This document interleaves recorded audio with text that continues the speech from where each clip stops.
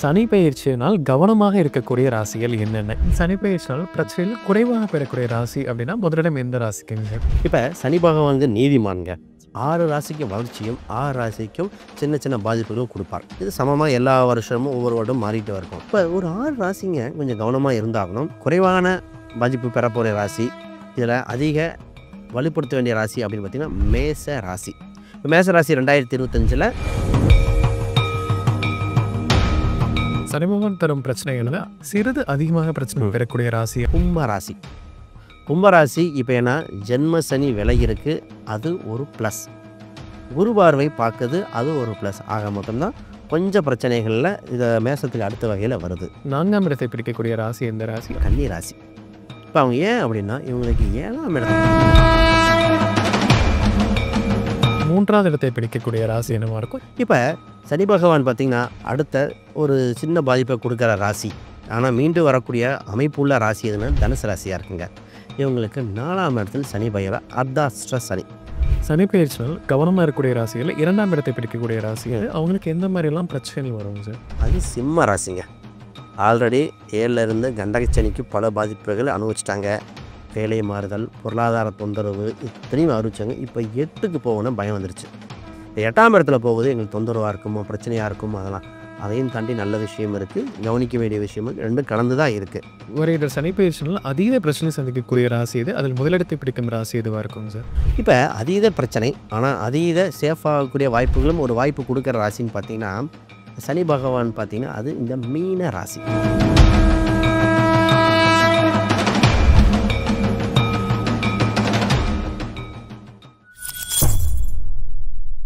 பக்தி பிளஸ் நேயர்களுக்கு வணக்கம். இன்று நம்மோடு இருப்பவர் டாக்டர் சுபம் விஜயகுமார் அவர்கள். வணக்கம் சார். வணக்கம் சார். சார், நம்ம இன்னைக்கு பார்க்கக்கூடிய விஷயம் சனி பெயர்ச்சியினால் கவனமாக இருக்கக்கூடிய ராசிகள் என்னென்ன? எதனால் பிரச்சனைகள் வரும்? எந்த வகையான பிரச்சனைகள் வரும் அப்படிங்கிறத பார்க்கலாங்க சார். முதல்ல சனி பெயர்ச்சியில் எத்தனை ராசிகளுக்கு பிரச்சனை இருக்கும் அப்படிங்கிறத சொல்லுங்க சார். இப்போ சனி பகவான் வந்து நீதிமான்ங்க.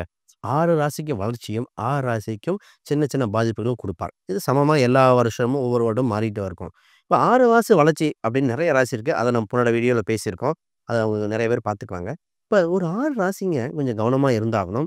ஒரு சில விஷயங்கள் வேகமாக செஞ்சே ஆகணும், ஒரு சில விஷயங்கள் தவிர்த்தாகணும், ஒரு சில விஷயங்கள் ஒருத்தங்க டிஸ்கஸ் பண்ணி ஆகணும். ஏன் அப்படின்னா சனி பகவானோட தாக்கத்தின் காரணமாக. இதில் என்னென்னா முதல்ல திருமணம், குடும்ப உறவுகள் விஷயத்தில், பொருளாதார ரீதியாக புதிய தொழில் கட்டுறது, இந்த வீடு புதுசாக கட்டலாமா வேண்டாமா, உடல் உபாதை அப்புறம் தள்ளி போடுதல், இந்த மாதிரி ஒரு விஷயங்கள்லாம் யார் எப்போ பண்ணணுங்கிறது ஒரு சில கணக்கு இருக்குது. ஏன்னா ஒவ்வொரு ராசியும் பாதிப்பை கொடுக்கும். ஏன் சனி பகவான் கொடுக்குறாருன்னா சனி பகவான் ஒரு ராசிக்கு 12ஆம் இடத்துலையோ ராசியிலையோ அல்லது 2ஆம் இடத்துலையோ பாதிப்பை கொடுப்பார். இது ஒன்று. சனி சந்திரனுக்கு 4ஆம் வீட்டில் இருக்கும்போது ஒரு பாதிப்பை கொடுக்குறாரு. அதோட 7ஆம் வீடு அது கண்டகச்சனி ஆகும், 8ஆம் வீடு அஷ்டமச்சனி ஆகும். இப்போ இந்த 6 ஸ்தானத்தில் இருக்கும்போது பாதிப்பை கொடுத்தே ஆவார். இது கேட்டகரி வைஸ் மாறுது. பாதிப்பு அதிகம், பாதிப்பு கொஞ்சம் அதிகம், பாதிப்பு குறைவு, இந்த மாதிரிலாம் மாறுது. அது அப்போ இந்த ராசி அடிப்படையில் எதை அதிகப்படுத்தணும் இதுங்கிறது கான்செப்ட் உண்டு. இதில் முக்கியமாக அவங்களுக்கு தெரிஞ்சுக்க வேண்டிய விஷயம்னா கஷ்டங்கள் இருந்தாலும் வாழ்க்கையில் நடக்க வேண்டிய நல்ல விஷயங்கள் நடந்தே தீரும். அதற்கு முயற்சியும் ஒரு சில பரிகாரம் செஞ்சால் வெற்றி பெறுவாங்க. உடனே பயந்துட்டு நெகட்டிவ் தான் அப்படின்னு நிறைய பேர் பயமுறுத்துறாங்க. அப்படி இல்லை, அவங்களுக்கு நடக்க வேண்டிய விஷயங்கள் சனி பகவான் கொடுத்தே தேர்வார். கொஞ்சம் டிலே வேணால் ஆகலாம். வளர்ச்சி பரிகாரம் நிச்சயமாக பயிற்சி கொடுக்கும்ங்கிறது மாற்று கருத்து இல்லை. சனி பெயர்ச்சினால் பிரச்சனையில் குறைவாக பெறக்கூடிய ராசி அப்படின்னா முதலிடம் எந்த ராசிக்குங்க? இப்போ குறைவான பாதிப்பு பெறப்போகிற ராசி, இதில் அதிக வலுப்படுத்த வேண்டிய ராசி அப்படின்னு பார்த்தீங்கன்னா மேச ராசி. இப்போ மேச ராசி 2025 சனி பகவான் கொஞ்சம் பாதிப்பை கொடுப்பார், ஆனால் அதிக நன்மையும் கொடுப்பார். கொஞ்சம் பாதிப்புக்கே பயப்படுவாங்க, 7.5 சனி ஆரம்பிச்சாச்சு அப்படின்னு. அது ஃபஸ்ட்டு என்னென்னா மற்ற ராசி கம்பேர் பண்ணும் சேஃபஸ்ட். இவங்க எதெல்லாம் துரிதப்படுத்தி வேகப்படுத்திக்கணும்னா திருமணங்கிற விஷயம். இவங்க ராசிக்கு 7ஆம் இடத்தை குரு பார்வை செலுத்துகிறார். அப்போ திருமணம், பார்ட்னர்ஷிப் விஷயங்கள், கல்வி விஷயங்களை வேகப்படுத்தி முன்னிலைப்படுத்தி ஆகணும். ஏன்னா இப்போல்லாம் இவங்க பண்ணிக்கிட்டா சக்ஸஸாக இருக்கும். இப்போ ஒரு வேலையை மாறுறது, சார் வேறு பக்கம் மாறலாமா அப்படின்னு நினச்சா இப்போ வேலை மாற்றிக்கலாம். இப்போ வேறு பக்கம் வேலை மாற்றம் செஞ்சு, ஆனால் வேலையை விட்டு ஒரு வேலையை விட்டுட்டு சர்ச் பண்ணக்கூடாது. வேறு வேலை இருக்கும்போது வேலை பக்கம் வேலை மாற்றம் செஞ்சால் உறுதியாக இருக்கும். அதுவும் வெளிநாட்டு வேலையாக இருந்தால் இன்னும் வளர்ச்சியாக இருக்கும். புதிய தொழில் ஆரம்பிக்கணும், இப்போ ஆரம்பிச்சுக்கலாம். அப்போ இந்த தாக்கத்தினால சனி பகவான் என்ன செய்வார்னா ஆரம்பிக்க தொழில் கொஞ்சம் இழுபறியாக இருக்கும், கொஞ்சம் டிலே ஆகும். ஆனா உறுதியாக வெற்றி கிடைக்கும். அப்போ ஒரு நல்ல ஒருத்தர்ட்ட கன்சல்ட் பண்ணிட்டு பண்ணணும். பொதுவா ஜாதகம் பார்க்காமல் அவசரப்படக்கூடாது.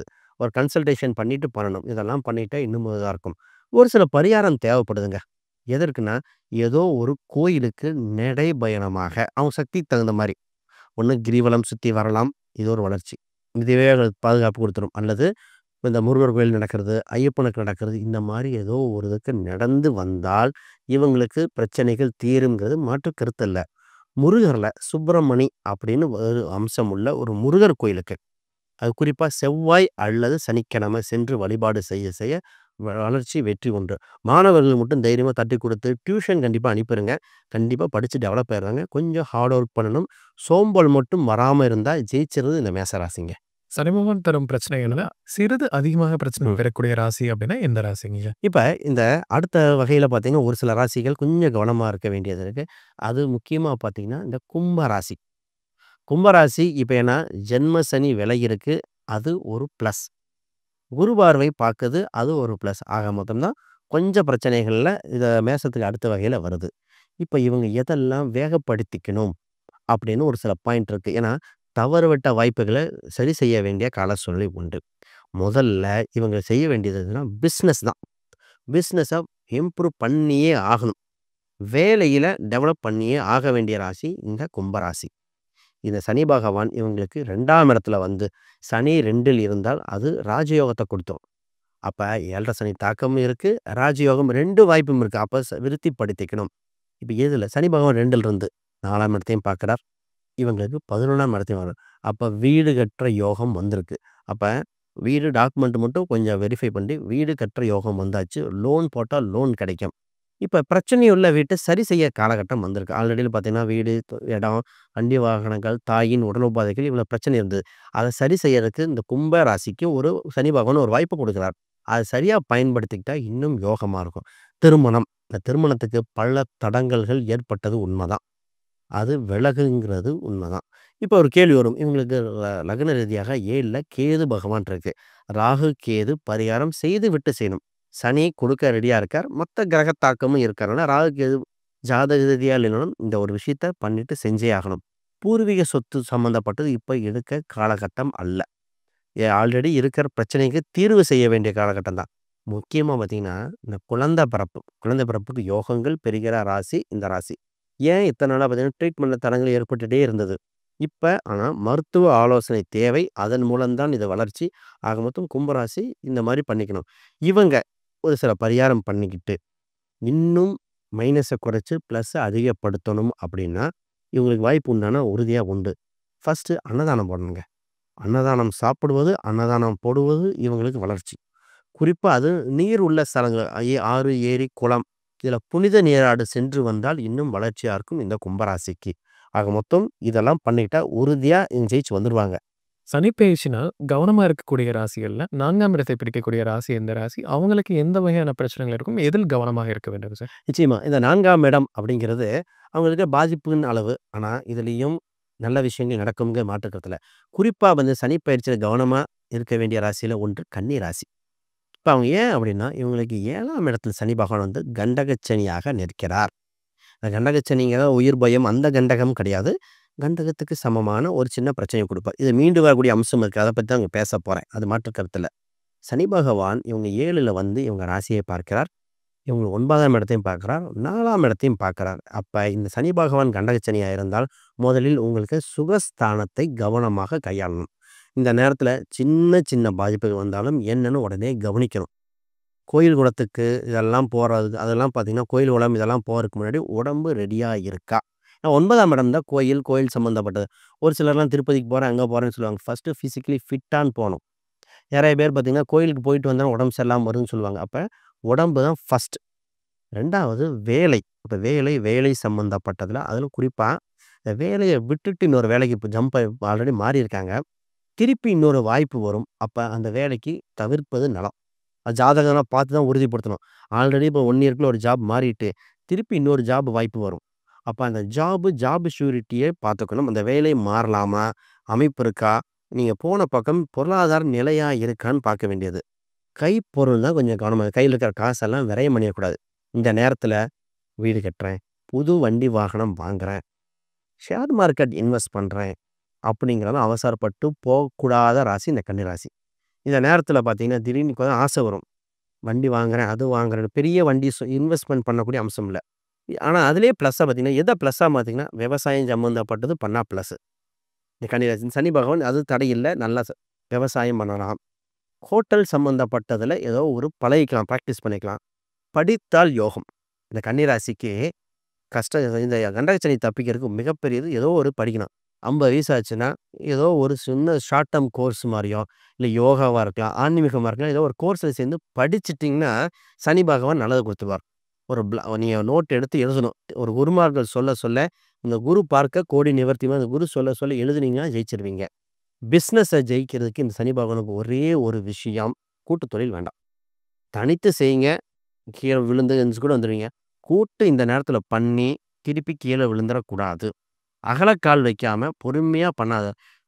ஒரு ஜோதிடரையோ, அங்க தொழில் சம்மந்தப்பட்ட ஒரு அட்வைசர்ட்டயோ, ஒரு லாயர் இந்த மாரி ஒரு லீகல் ஒப்பீனியன் வாங்கிக்கிட்டு தொடங்குங்க, ஜெயிச்சிருவீங்க. இது பண்ணலாம். இத்தனையும் இருந்து இவங்களுக்கு அடுத்த வளர்ச்சிய குடுக்க, இந்த மைனஸ் எல்லாம் விலகி, பிளஸ் அதிகரிக்கிறதுக்கு ஒரு வழி பண்றதுக்கு அமைப்பு உண்டு. இவங்களுக்கு பார்த்தீங்கன்னா, இந்த குக்கே சுப்பிரமணியம்னு ஒரு கோயில் இருக்கு, மங்களூர் பக்கத்தில. அந்த இடத்துக்கு சென்று வர வாய்ப்பு உண்டு. அதுல வளர்ச்சி.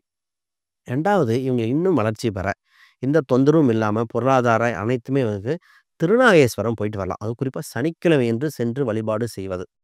அது திருநாகேஸ்வரம் பக்கத்துல மங்கள சனீஸ்வரர், அது பேர் குடும்ப சனீஸ்வரர்ன்னு சொல்லுவாங்க. குடும்பத்தோட இருப்பார். அந்த சனீஸ்வரர் சென்று வந்தாலும் வளர்ச்சி உண்டு. இந்த கோயில்கள் ஏன் சொல்றோம்னா, இவங்களுக்கு பிளஸ்ஸ அதிகப்படுத்துறதுக்கு இந்த கன்னி ராசிக்கு செஞ்சே ஆகணும். சனி பகவான் பிரச்சனைகள் தரக்கூடிய ராசிகள்ல 3வது இடத்தை பிடிக்கக்கூடிய ராசி என்னவா இருக்கும்? இவங்களுக்கு எந்த ரீதியான பிரச்சனைகள் இருக்கும்? இவங்களுக்கான வழிபாடு என்னவா இருக்கலாமா சார்? இப்ப சனி பகவான் பார்த்தீங்கன்னா, அடுத்த ஒரு சின்ன பாதிப்ப குடுக்குற ராசி. ஆனா மீண்டு வரக்கூடிய அமைப்புள்ள ராசி எதுன்னா, தனுசு ராசியா இருக்குங்க. இவங்களுக்கு 4ஆம் இடத்துல சனி பகவான் அர்த்தாஷ்ட சனி. அப்ப இந்த 4ல சனி வந்தாலே ரொம்ப பயந்துட்டாங்க. பயப்படுத்துற சூழ்நிலை வந்தாச்சு. பாதிப்பு இருக்கான்னா இருக்கு. ஆனா மிகப்பெரிய பாதிப்பு இல்லை என்பது உண்மை.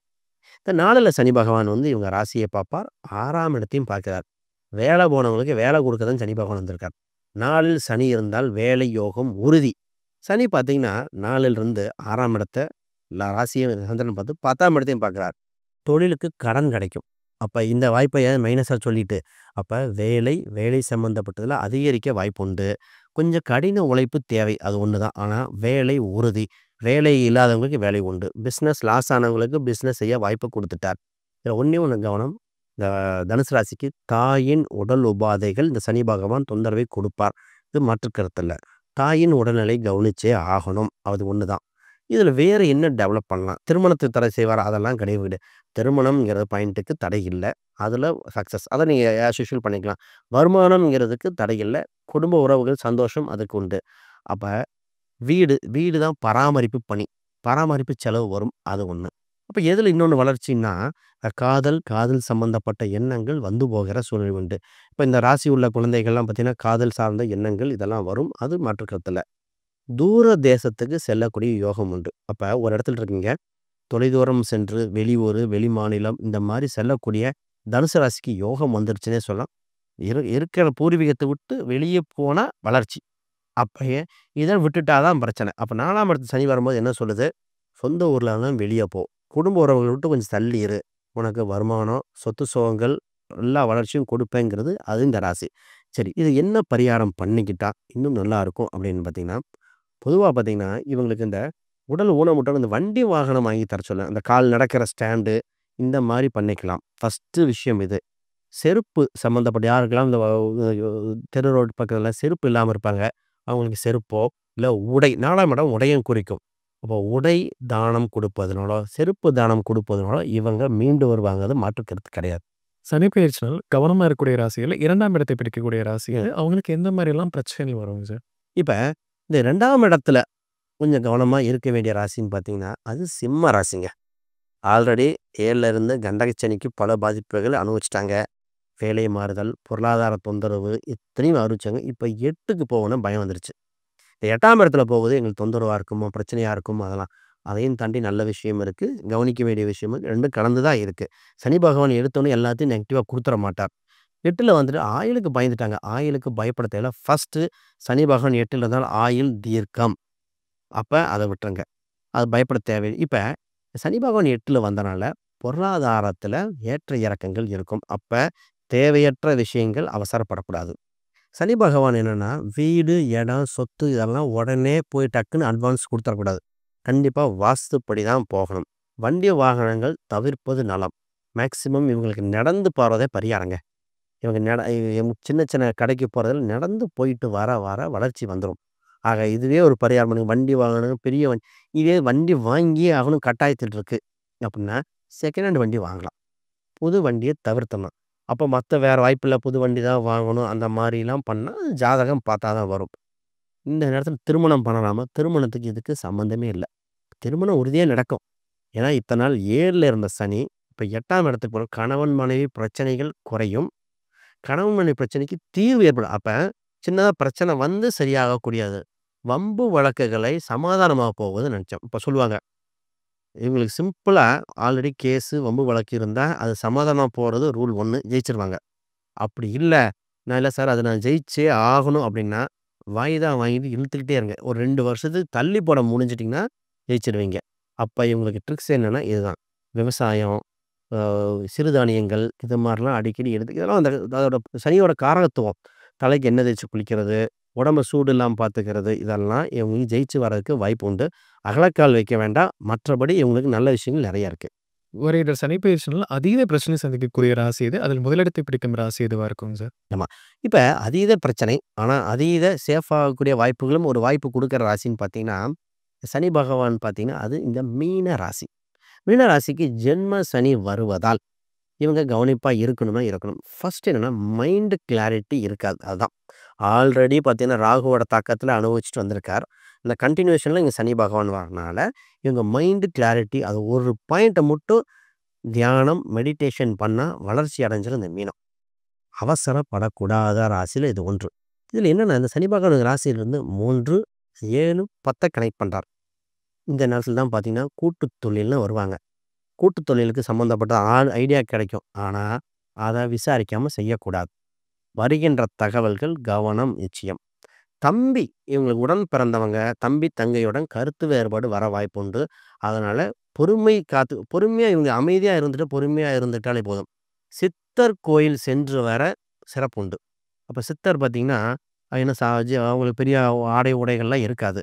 அப்ப அந்த ஜீவ சமாதி, ஒரு இறந்தவர் சமாதி, ஜீவ சமாதி, சித்தர் கோயிலுக்கு போயிட்டு வர வர இது தப்பிச்சிரும். சரி, இது எதெல்லாம் கவனமா இருக்கணும், எதெல்லாம் வேகப்படுத்தணும்னு சொல்லிடுறேன். ஃபர்ஸ்ட்டு இவங்களுக்கு பார்த்தீங்கன்னா, மைண்ட் கிளாரிட்டி ஃபர்ஸ்ட்டு கவனம். சொத்து சுகங்கள்ல இவங்களுக்கு வாய்ப்பு உண்டு. கொஞ்சம் வாய்ப்பு பார்த்துக்கலாம். ஆனா கிளாரிட்டி விசாரிச்சாகணும். வேலை கண்டிப்பா வேலைக்கு போய் ஆகணும். புது தொழில் தொடங்கக்கூடாது. ஆல்ரெடி என்ன செஞ்சாங்களோ, அத வேலை செஞ்சே ஆகணும். படிக்கிற யோகம் இருக்கு. இவங்க புதுசா படிக்க படிக்க ஏதோ ஒரு கோர்ஸ்க்கு ஜாயின் பண்ணி படிச்சா டெவலப் ஆயிருவாங்க. இவங்களுக்கு எண்ணெய் தானம். இந்த கோயில் குளத்தில ஒரு தானம் குடுக்கறது, எண்ணெய் குடுக்கறது, இந்த கோயில்ல பெல் அடிக்கிற இன்ஸ்ட்ருமெண்ட்லாம் இருக்கும். அதுக்கு உதவி செஞ்சா இவங்க மீண்டு வருவாங்க. சரி, இவங்களுக்கு தந்தை தந்தையின் உடலை கவனிச்சாகணும். அவங்களுக்கு பாதிப்பு வருகிற அமைப்பு காட்டுது. அந்த ஒரு பாயிண்ட்ட பார்த்துட்டா, அதுக்கு பரிகாரம் ஏதாவது செஞ்சுக்கிட்டா சரியா இருக்கும். அப்ப இந்த கவனமா இருக்கணுங்கிறது மாற்று கருத்து இல்ல. அந்த ஜாதக ரீதியாக, தசாபுத்தி ரீதியாக மீண்டு வர வாய்ப்புண்டு. இப்ப ஜாதகத்தின் ரீதியாக வெல்லக்கூடிய அம்சம் இருக்கிறது இந்த மீனராசி. அந்த சனிப்பெயர்ச்சினால பிரச்சனைகள் வரக்கூடிய ராசிகள் பத்தி பார்த்தோங்க சார். கண்டிப்பா நம்ம நேயர்களுக்கு ஒரு பயனுள்ள ம். கருத்துக்களா இருக்குங்க சார். ரொம்ப நன்றி. ரொம்ப நன்றி.